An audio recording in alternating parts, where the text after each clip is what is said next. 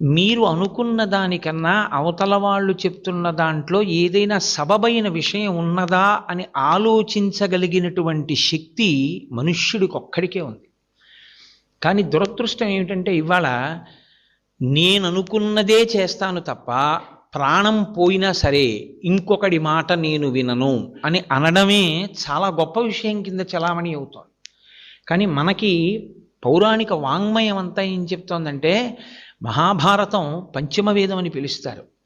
అంతటి మహాభారతంలో భీష్మద్రోణాది వీరులు వెనక నిలబడిన దుర్యోధనుడు తనంత తానుగా అంత గొప్ప మహావీరుడైన దేనివల్ల మట్టు పెట్టబడ్డాడు? ఒక్కటే కారణం చెప్తారు పెద్దలు.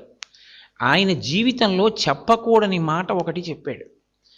మహర్షులందరూ వచ్చి చెప్పారు దుర్యోధనుడిని కూర్చోపెట్టి, నువ్వు చేస్తున్న పని వల్ల ఇలా పాడైపోతావు, కాబట్టి మా మాట